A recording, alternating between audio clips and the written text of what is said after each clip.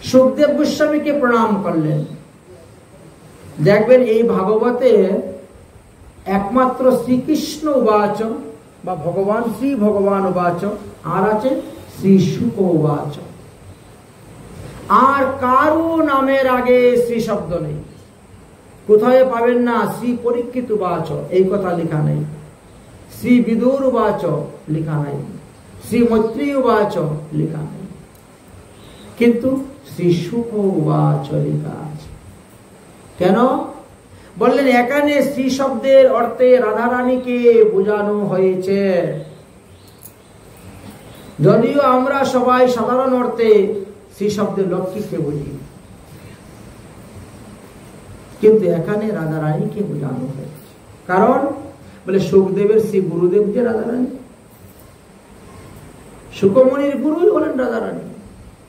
এর আগে গুরুদেবের নাম, তারপরে শিষ্যের নাম, তাই শ্রী শুক। এইরকম একটা স্থান আছে না, আগে গুরুদেবের নাম তারপরে শিষ্যের নাম। নবদ্বীপ পরিক্রমার সময় যখন যাচ্ছেন মামগাছি, কি আছে? সারঙ্গ মুরারির শ্রীপাঠ, গুরু এবং শিষ্যের নাম। আগে গুরুদেবের নাম, পরে শিষ্যের নাম, সারঙ্গ মুরারি।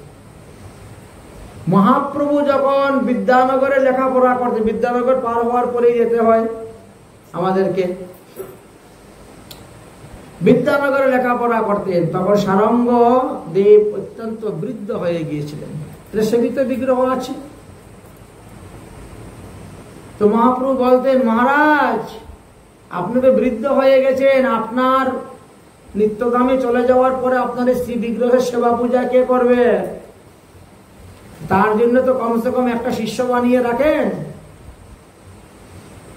একটা শিষ্য তো বানান, কিন্তু উনি বানাতে রাজি নয়।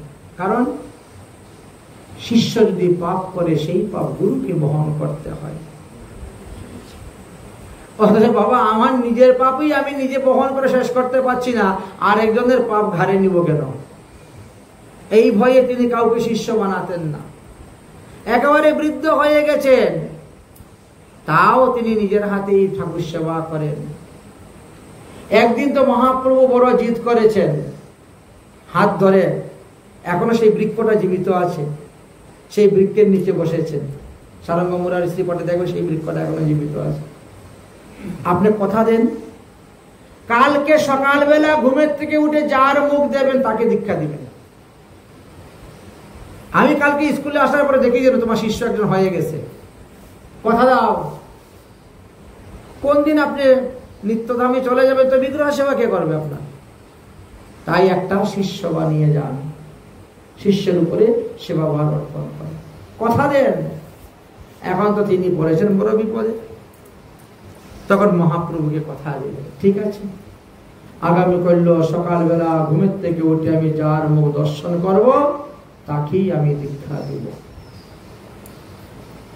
মহাপ্রভু বেশ আনন্দিত, সন্তুষ্ট, খুশি হয়ে গেল, প্রসন্ন। চলে গেছেন বিদ্যালয়ে লেখাপড়া করে তিনি বাড়ি চলে গেছেন। সারঙ্গদেব মনে মনে চিন্তা করছেন, ঘুমের থেকে উঠে কার মুখ দেখবো তা তো ঠিক নেই। সেই বেচারাকে যদি দীক্ষা দিতে চাই, সে দীক্ষা দিতে না চায়, বা সে যদি মহাঘোর পাপী হয়, তাহলে তো সমস্ত পাপ আমাকে বহন করতে হবে শিষ্যের। তাহলে কাজ করবে, ভোরবেলা উঠে গঙ্গা স্নানে চলে যাও, ভোরবেলা উঠে। আর আমার তো নিয়ম প্রতিদিন গঙ্গা স্নান, এটা 12 মাস নিয়ম, শীত গরম কিছু নেই, 12 মাস নিয়ম। গঙ্গা স্নান করে গঙ্গায় দাঁড়িয়ে আহ্নিক মন্ত্র জপ করে গঙ্গা জল কাঁধে করে নিয়ে এসে সেই জলে ঠাকুর সেবা, ঠাকুরের ভোগ, ঠাকুরের রান্না। চিন্তা করছেন? তো এটা তো আমার করতেই হবে, আনতেই হবে। অতএব ভোরবেলা একবারে ব্রহ্ম মুহূর্তে 3টা 36 ঘুমের থেকে উঠেই গঙ্গায় চলে গেছে। তখন থেকে ঘুমের থেকে উঠেই না, সব তো ঘুমেই, সব লোক ঘুমে। গিয়ে স্নান টান করে গঙ্গা জল নিয়ে আসবেন ভেবেছেন, এনে বসে যাব আমি পূজাবো। আর যখন নিমাই পণ্ডিত এসে বলবে কি ব্যাপার শিষ্য কই, বলে আমার দেখাই হয় না, এখন তুমি এসে বলছো কি ব্যাপারে, তোমার মুখেই আগে দেখেছি, তোমাকেই দীক্ষা দিই। এখন মহাপ্রভুকে আটকাইবার জন্য কোনো ফন্দি করেছে, প্রতিদিন আমার এসে বিরক্ত করে শিষ্য করার জন্য। এবার দেখো তোমার উপরে এখন ঠেলাটা পড়বে, এই বুদ্ধি নিয়ে তিনি চলছে। এখন রাত্রিবেলা তো গঙ্গায় গিয়েছেন 3:36 গঙ্গায় গিয়েছেন, গিয়ে গঙ্গায় স্নান করতে নেমেছেন, ডুব দিয়ে আহ্নিক মন্ত্র জপ করতেছেন। এক কলা গাছের ভেলা এসে দিল ধাক্কা। আরে এবার কি ব্যাপার, চোখ খুলে তাকিয়ে দেখেন এক মরা কলা গাছের উপরে। হায় হায়, তো মহাপ্রভু তো কথা দিয়েছিলাম ঘুমের থেকে উঠে যার মুখ দর্শন করো তাকে তো মরাটারই দীক্ষা দিয়ে দিই। ভালো বুদ্ধি। রশি দিয়ে বাঁধা আছে কলা গাছের বেলায়, বান টান খুলে মুখটাকে খুলেছেন। মুখ থেকে তো ওরা আদর লেগে গেছে। আহা, এত সুন্দর ছেলে, কি সুন্দর মুখটা, মুখের বদনটা, মানে মাত্র 12-13 বছরের ছেলে।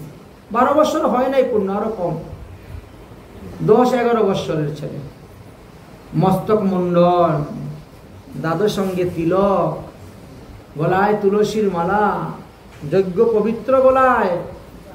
এত সুন্দর ছেলেটা দেখতে, আহা হা, যদি এই ছেলে জীবিত থাকতো তাহলে এই ছেলের উপরেই আমি সেবা পূজার ভারটা দিতে পারতাম। ছেলের মুখমণ্ডল দেখে মনে হচ্ছে ছেলেটা খুব সৎ ছেলে, খুব ভালো ছেলে, কিন্তু মরা আছে। যাই হোক, মহাপ্রভুকে কথা দিয়েছি যখন, মরাটাকে দীক্ষা দিয়ে দিই।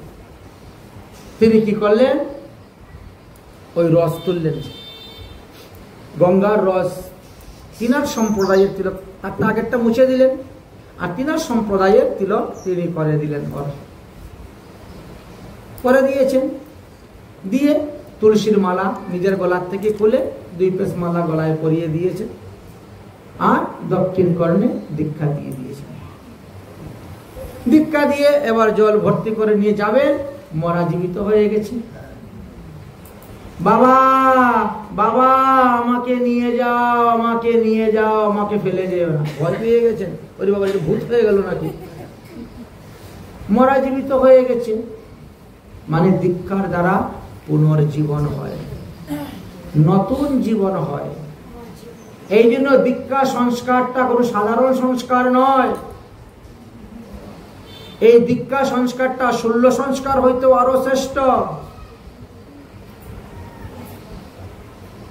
এই যে জন্ম থেকে আরম্ভ করে মৃত্যু পর্যন্ত যে আমাদের পঞ্জিকার মধ্যে 16 সংস্কারের কথা লেখা থাকে না বেদে, এর মধ্যে কিন্তু দীক্ষা নাই লেখা। কিন্তু এই 16 সংস্কার হইতেও শ্রেষ্ঠ হলো এই দীক্ষা মন্ত্র। উপনয়নের কথা লেখা আছে, কিন্তু তার থেকেও অনেক শ্রেষ্ঠ বিষ্ণু মন্ত্রে দীক্ষা।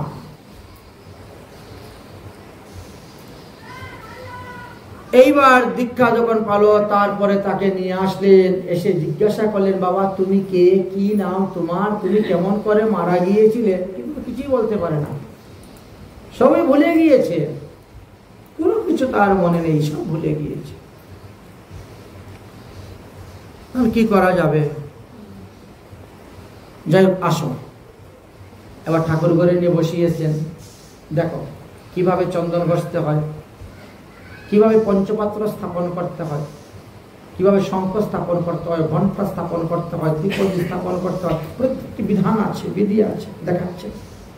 এইভাবে কিভাবে ঠাকুরকে স্নান করাইতে হয়, শৃঙ্গার করাইতে হয়, ভোগ লাগাইতে হয়, আরতি করতে হয়। এমন সময় মহাপ্রভু এসে উপস্থিত।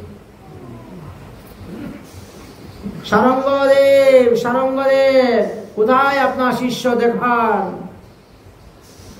বাস নিয়ে গেলেন, নিয়ে চরণে দিয়ে দিলেন মহাপ্রভু, ফেলে দিলেন।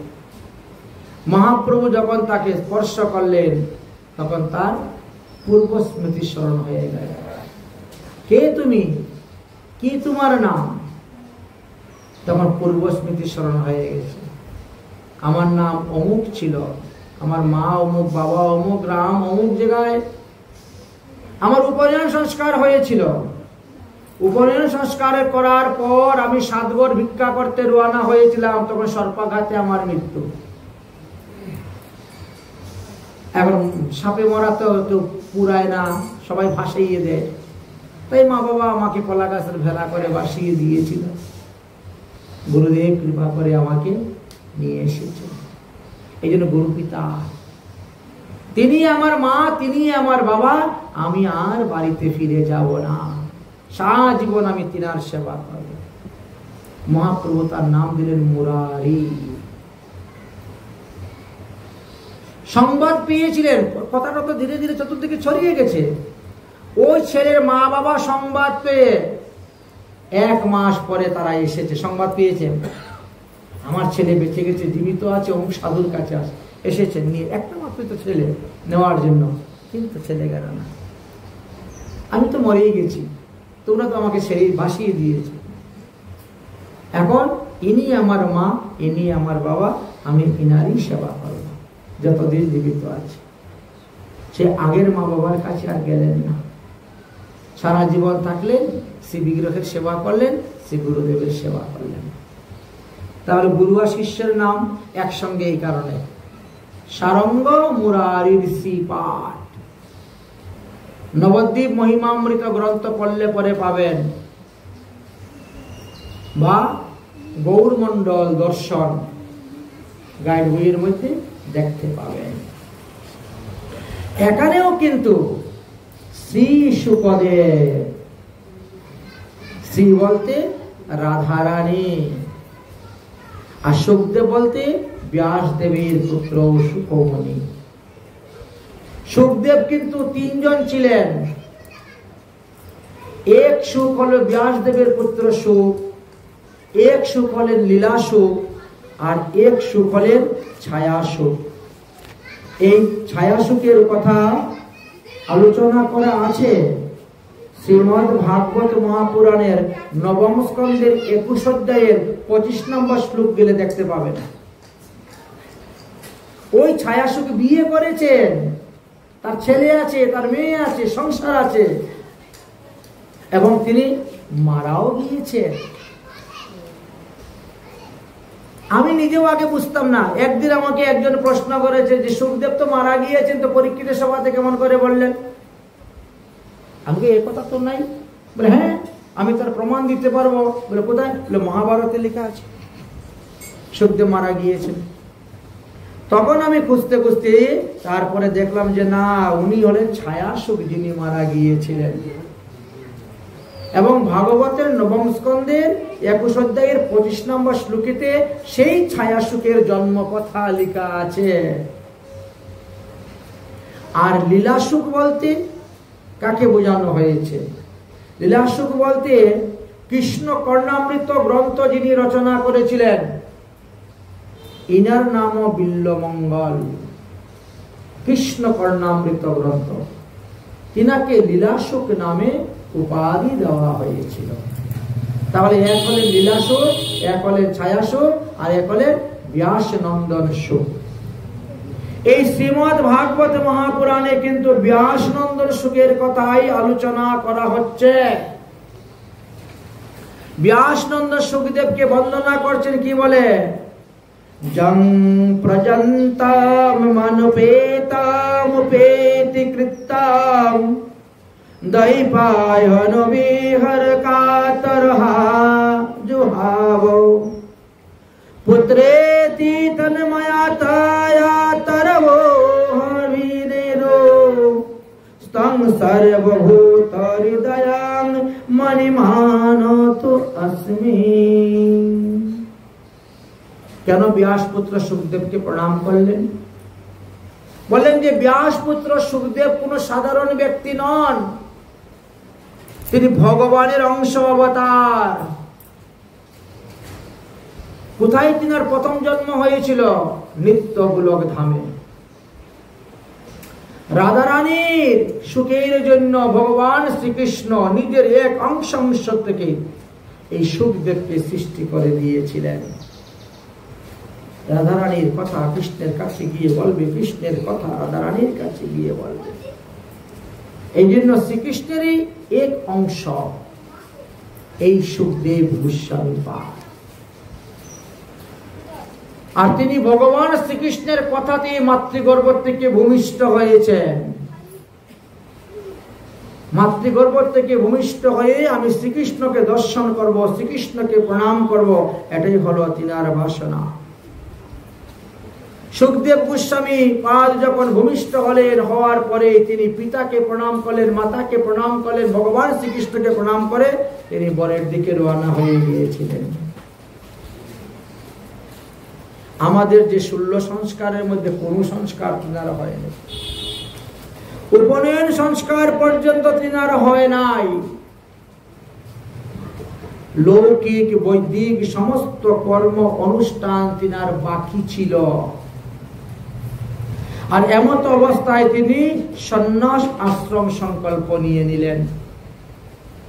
গৃহত্যাগে উদ্যত হয়ে চলে যাচ্ছেন। তাহা দেখে তাহার মা পুত্র সুখে বিরহ হয়ে ব্যাসদেবকে বলছেন, ওগো দেখো দেখো দেখো, তোমার পুত্র চলে যাচ্ছে বনে, তাকে আটকাও। ব্যাসদেব তখন পুত্র বিরহে কাতর সুরে বলছেন, পুত্র রে, পুত্র রে, হে পুত্র, তুমি যেও না, জঙ্গলে যেও না, বনে যেও না, গৃহে বসে হরিভজন করো। আমরা তোমাকে বিবাহ করার কথা বলবো না, আমরা তোমাকে আমাদেরকে এনে খাওয়াও এই কথাও বলবো না, আমাদের খাওয়া দাওয়ার ভার তোমাকে গ্রহণ করতে হবে না, তবুও তুমি গৃহে বসে ভজন করো। 12টি বৎসর তোমার মা তোমাকে গর্ভে ধারণ করেছে, কিন্তু 12টা মিনিট তোমার মুখটা ভালো করে দেখতে পেল না। তুমি চলে যাচ্ছ হরিভজন করতে। দাঁড়াও পুত্র, দাঁড়াও, তুমি কোথায় চলছ?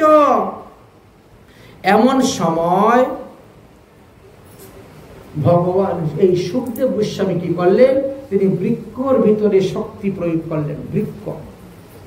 বৃক্ষ হইতে ধ্বনি বেরিয়েছিল, প্রতিধ্বনি বৃক্ষ থেকে আসছিল। কি? সুখদেবের হয়ে উত্তর দিচ্ছেন, আপনি ফিরে যান, ফিরে যান বাড়িতে ব্যাসদেব। আপনারই পুত্র ব্রহ্মানন্দী, আত্মানন্দী।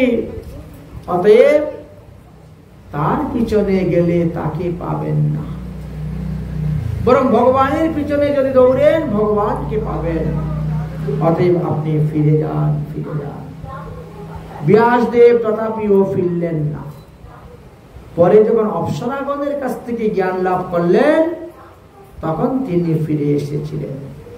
অতএব সুখদেব কোন সাধারণ ব্যক্তি নয়। সেখানে গিয়ে ভজন করেছিলেন।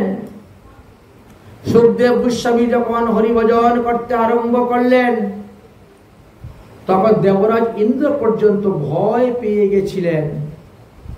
যে গুর তপস্যা করতেছেন সুখদেব, যদি তিনি সিদ্ধি লাভ করার পরে ভগবানের কাছে চেয়ে বসেন ইন্দ্রাসন, তাহলে আমি গিয়ে কোথায় থাকব? আমার আসনটা চলে যাবে। অতএব সুখদেবের এই তপস্যাকে ভঙ্গ করতে হবে।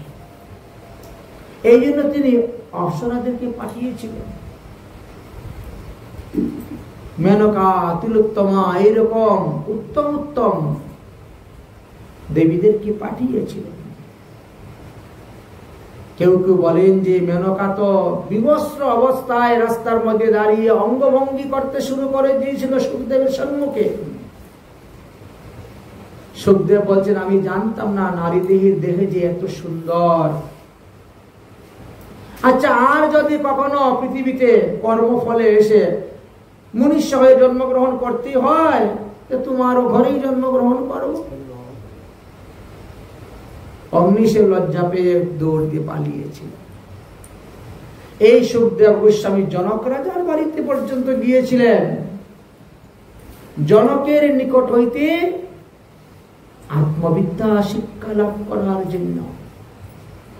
জনক মহারাজ বললেন, প্রথমে তো প্রহরীকে সংবাদ দিয়েছে, আচ্ছা তুমি বলো বাবা, আমার এখন সময় নাই, 7 দিন অপেক্ষা করার জন্য, 7 দিন পরে আমি আসবো, তারপর তার সঙ্গে আলোচনা করবো। সুখদেব 7 দিন এক স্থানে দাঁড়িয়ে রয়েছেন, একটা পাও হিলান নাই, হাতও হিলান নাই। ওই যে বলছে অপেক্ষা করো, বাস অপেক্ষা করছে। জনক রাজার কাছে যখন সংবাদ গেল, শুনে তিনি অবাক। 7 দিন পর্যন্ত একই স্থানে জল অন্ন পর্যন্ত গ্রহণ করে নাই, এক স্থানে দাঁড়িয়ে অপেক্ষা করতেছে আমার জন্য। সর্বনাশ! এমনি তো দৌড়ে আসলেন। এমনই সুখদেবের মহিমা। তাই সুখদেব হলেন পরমহংস শিরোমণি। তিনি একমাত্র ভাগবতের বক্তা। তেনার দ্বারাই ভাগবত প্রচার করা দেখলেন একমাত্র, আর কেউ নাই, দ্বিতীয় পেলেন না। ব্যাসদেবের তো হাজার হাজার শিষ্য ছিল, কিন্তু হাজার হাজার শিষ্যের মধ্যে অনেক চেষ্টা করলেন, অনেক পরীক্ষা করলেন, কিন্তু কাউকে পেলেন না ভাগবত প্রচার করার মতন উপযুক্ত পাত্র পেলেন না।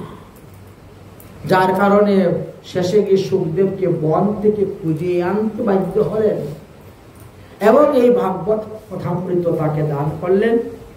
এই ভাগবত কথামৃত পাওয়ার পরে তিনি আবার ভজন করলেন, আর শেষে পরীক্ষিতের সভাতে সেই ভাগবত কথা পরিবেশন করেছিলেন। তিনি যথার্থভাবে ভক্তের মহিমার কথা অবগত হয়েছিলেন। সুখদেব গোস্বামী পাদ ছিলেন অন্তর্যামী। তিনার সামনে যদি কেউ এসে দাঁড়াতো, তাহলে তার সমস্ত ভূত ভবিষ্যৎ বর্তমান সব বলে দিতে পারতেন।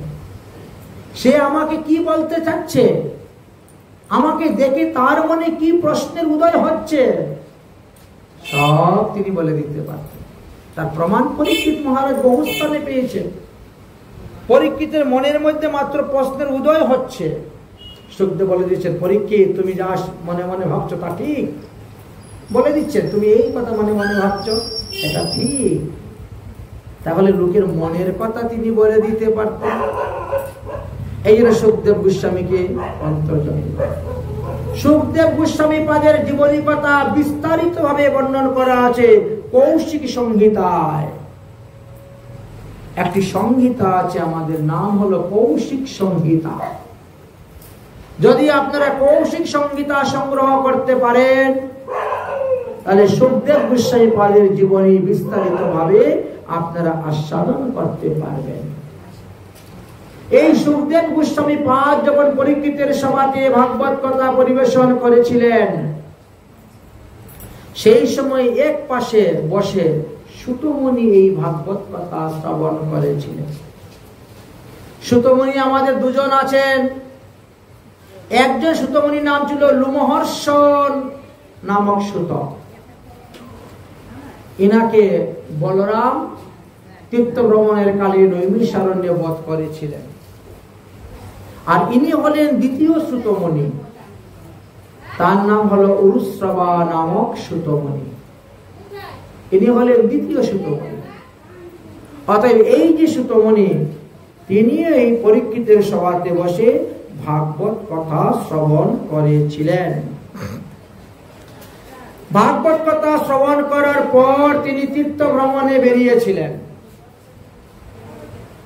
প্রায় 230 বৎসর তীর্থ ভ্রমণ করতে করতে করতে করতে তিনি নৈমিষারণ্যে গিয়ে উপস্থিত হয়েছিলেন। কত বৎসর? 230। কারণ ইনিও অমর। বলরাম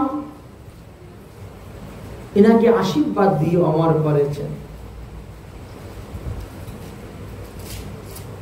এই জন্য পরীক্ষিত মহারাজ নিত্যধামে চলে যাওয়ার 230 বৎসর পর, তাহলে কত তীর্থ ভ্রমণ করেছেন? করতে করতে নৈমিষারণ্যে গিয়ে উপস্থিত হয়েছেন। এবার আমরা নৈমিষারণ্যের কথা আস্বাদন করব।